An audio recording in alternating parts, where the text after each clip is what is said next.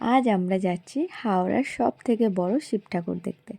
দেখতেই পাচ্ছ রেডি হয়ে সবাই মিলে বেরিয়ে পড়লাম। তো চলো আমার সঙ্গে তোমরাও দেখতে থাকো, তোমাদের খুব ভালো লাগবে আশা করছি ভিডিওটা। আর এই শিব ঠাকুরটা হচ্ছে 51 ফুট, হ্যাঁ 51 ফুটের শিব ঠাকুর দেখতে আমরা এসেছি, সব থেকে বড় আমাদের এখানে। তো চলো দেখো, আমরা মন্দিরে এসেই গেছি। তো তোমরা দেখতে থাকো, আশা করছি তোমাদের ভিডিওটা খুব ভালো লাগবে। যারা দেখেছো তারা তো জানোই মন্দিরটা কত সুন্দর, আর যারা দেখোনি তারা আমার সঙ্গে দেখো। আর যদি কোনো দিন সময় হয় চলে এসো, তো দেখতে থাকো। মন্দিরটা হচ্ছে এত সুন্দর, প্রথমে ঢুকে এই যে গোশালা পড়বে, তারপর হচ্ছে পুরো ফুল দিয়ে সাজানো, ফুলের বাগান দিয়ে সাজানো। আর এই মন্দিরের সবথেকে বড় আকর্ষণ হচ্ছে রূপোর ঠাকুর। এই মন্দিরে আছে রূপোর শিব ঠাকুর এবং তার সঙ্গে আছে 51 ফুটের শিব ঠাকুর। 51 ফুট শিব ঠাকুরের মূর্তি আছে সবচেয়ে বড় আমাদের হাওড়ার মধ্যে। আর এই মন্দিরের মধ্যে আছে রূপোর শিব ঠাকুর। চলো, যদি মন্দির খোলা থাকে তোমাদের দেখাতে আমি পারবো। চলো আস্তে আস্তে আমরা মন্দিরের ভেতরে যাচ্ছি। আর মন্দিরটা হচ্ছে সব থেকে ভালো একটা বিষয়, পরিষ্কার পরিচ্ছন্ন। এত পরিষ্কার, একটা পাতাও তোমরা দেখতে পাবে না। দেখতে পাচ্ছ পুরো পরিষ্কার পরিচ্ছন্ন হয়ে আছে। সব থেকে বিষয়, গঙ্গার ধারে এত সুন্দর একটা পরিবেশ, তোমাদের মনকে শান্তি, একদম শান্তিতে শান্তি করে দেবে।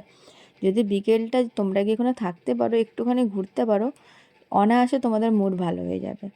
দেখো পুরো গঙ্গা, একদম গঙ্গার পাশে মন্দিরটা করা হয়েছে। আর এই হলো মেন আকর্ষণ মন্দিরের, যে 51 ফুটের শিব ঠাকুর। দেখতেই পাচ্ছ কত ভিড় হয়েছে, কত লোক ভরে আছে।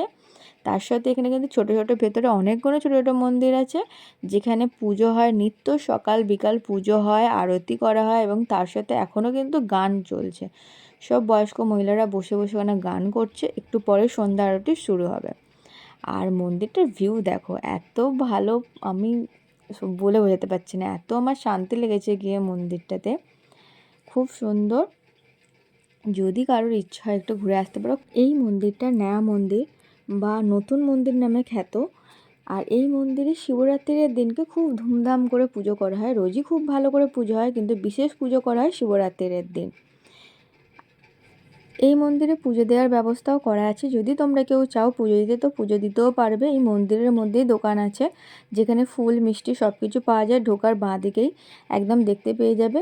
তো সবসময় পুজোও দেওয়া যায়, তো অসুবিধা নেই। কেউ আসলে তোমরা যদি ফুল মিষ্টি আনতে ভুলেও যাও তো নিতে পারো। আর এই হচ্ছে রূপোর শিব ঠাকুর।